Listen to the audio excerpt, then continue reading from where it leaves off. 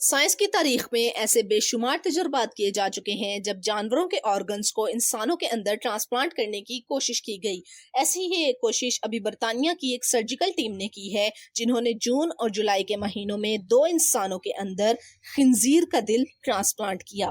اس transplantation کے بعد ان دونوں مریضوں کا انجام کیا ہوا، کیا وہ زندہ رہ پائے، یہ آپ کو ویڈیو میں آگے چل کر بتاؤں گی، کیونکہ ان دونوں مریضوں کا انجام آپ کو تبھی سمجھ میں آئے گا جب آپ اس آرگن ٹرانسپلانٹیشن کے بارے میں تھوڑی بہت انفارمیشن رکھتے ہوں گے کہ آخر کیا وجہ ہے کہ پچھلے 200 سالوں سے سرجنز اس سرجری کو کامیاب بنانے کی کوشش میں لگے ہیں، اور کیا انسانوں پر ایسے تجربات کر کے انسانی جان کو خطرے میں ڈالنا غیر قانونی نہیں ہے، اور کیا وجہ ہے کہ صرف سور کو ہی اس ٹرانسپلانٹیشن کے لیے استعمال کیا جا رہا ہے۔ ان تمام سوالوں کے جواب آپ کو اس ویڈیو میں ملنے والے ہیں، تو آپ نے اس ویڈیو کو اینڈ تک ضرور دیکھنا ہے۔ جانوروں کے اعضاء کو انسانوں کے اندر ٹرانسپلانٹ کرنے کے اس عمل کو زینو ٹرانسپلانٹیشن کہا جاتا ہے۔ زینو ٹرانسپلانٹیشن کا سب سے پہلا تجربہ 1838 میں کیا گیا، جب خنزیر کے آنکھ کے ایک حصے کو انسان کی آنکھ کے اندر ٹرانسپلانٹ کرنے کی کوشش کی گئی، مگر تجربہ ناکام رہا۔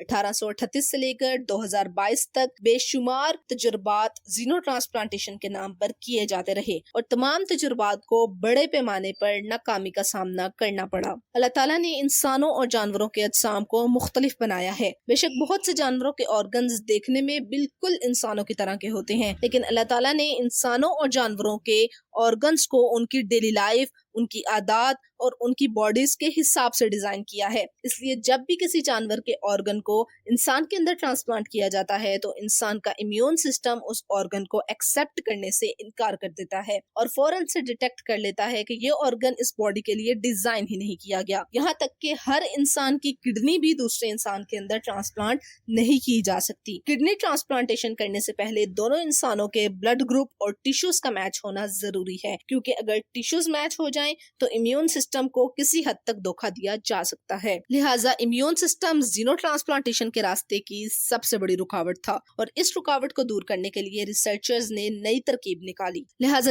وہ پگز جنہیں وہ ٹرانسپلانٹیشن کے لیے استعمال کرنے والے تھے، انہوں نے ان پگز کے جینز کو تبدیل کیا اور ایسی تبدیلیاں کی کہ امیون سسٹم کو دھوکہ دیا جا سکے۔ وہ آرگنیزمز جن کے جینز کو تبدیل کیا جاتا ہے انہیں GMO یعنی کہ جینیٹیکلی موڈیفائڈ آرگنیزمز کہا جاتا ہے۔ جنوری 2022 میں یونیورسٹی آف میری لینڈ اسکول آف میڈیسن کے ایک پاکستانی سرجن ڈاکٹر محمد محی الدین نے 57 سالہ ڈیوڈ بینٹ میں پگ کا ہارٹ ٹرانسپلانٹ کیا۔ ڈیوڈ بینٹ پچھلے 1 سال سے اپنے علاج کے لیے UMMC آ رہے تھے، اور ان کا دل کسی بھی وقت کام کرنا چھوڑ سکتا تھا، لہٰذا انہیں ہنگامی طور پر ایک ہارٹ ٹرانسپلانٹیشن کی ضرورت تھی۔ انہوں نے بہت سے میڈیکل سینٹرز کا وزٹ کیا، مگر سب کا کہنا تھا کہ ڈیوڈ بینٹ بہت بوڑھے اور کمزور ہو چکے ہیں، لہٰذا ان کا جسم کسی دوسرے انسان کے دل کو تسلیم نہیں کرے گا۔ ہر طرف سے انکار کے بعد اب ڈیوڈ بینٹ اپنے دل کے بند ہونے کا انتظار کر رہے تھے، جب UMMC کے سرجنز نے انہیں زینو ٹرانسپلانٹیشن کے ذریعے امید دلائی، لیکن سرجنز نے یہ بھی واضح کر دیا کہ اس میں بچنے کے چانسز بہت کم ہیں۔ ڈیوڈ بینٹ نے اس تجربے کے لیے رضامندی کا اظہار کیا، لہٰذا ریسرچرز نے اس ایکسپیریمنٹ کے لیے 1 سالہ سور لیا اور اسے جینیاتی طور پر تبدیل کیا اور اسے ایک GMO پگ بنایا۔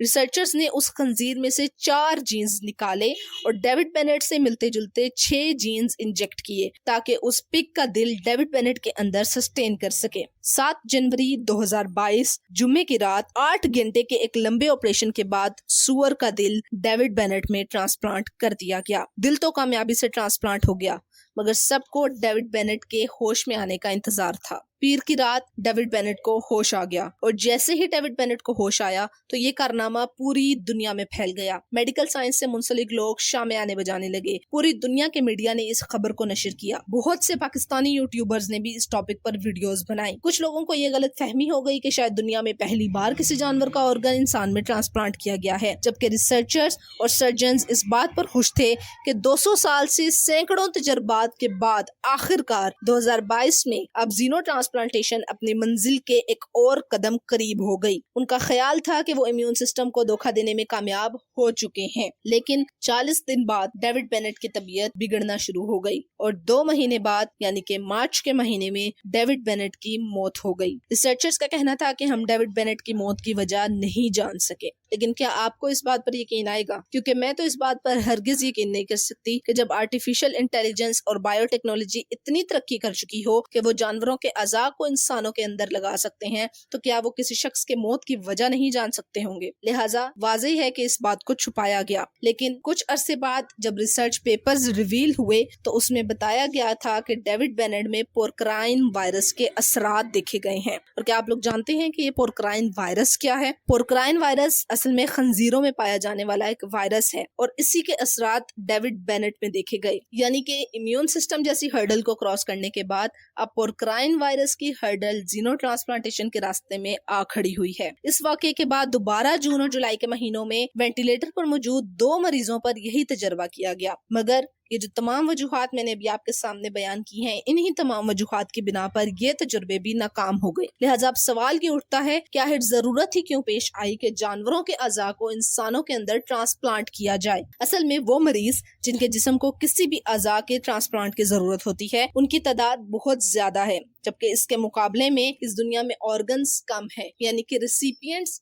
ज्यादा हैं और डोनर्स कम हैं। लिहाजा या तो मरीज के रिश्तेदारों में से किसी को ऑर्गन डोनेट करना पड़ता है या फिर मरीजों को अपना नाम वेटिंग लिस्ट में लिखवाना पड़ता है, जहां उनसे पहले भी ढेरों मरीज अपनी बारी का इंतजार कर रहे होते हैं। एक रिसर्च के मुताबिक रोजाना 17 अफराद ऐसे हैं जो सिर्फ ऑर्गन ट्रांसप्लांटेशन का इंतजार करते करते जान से हाथ धो बैठते हैं। लिहाजा इन ऑर्गन्स की कमी को पूरा करने के लिए जीनो ट्रांसप्लांटेशन पर काम किया जा रहा है, ताकि जानवरों के ऑर्गन्स को इंसानों के अंदर इंजेक्ट करके इंसानों को बचाया जा सके। अब अगला सवाल ये है कि जीनो ट्रांसप्लांटेशन के लिए पिग का इस्तेमाल ही क्यों किया गया? दर हकीकत खंजीर एक ऐसा जानवर है जिसके अंदरूनी ऑर्गन्स इंसानों से बहुत ज्यादा मिलते जुलते हैं, लेकिन खंजीर को इस मकसद के लिए इस्तेमाल करने की बड़ी वजह यह है कि अमेरिका, बरतानिया, कोरिया और बहुत से ऐसे ममालिक हैं जहां पिग्स बहुत ज्यादा तादाद में इस्तेमाल किए जाते हैं। रोजाना की तादाद में सैकड़ों पिग्स को खाने के मकासद के लिए भी इस्तेमाल किया जाता है।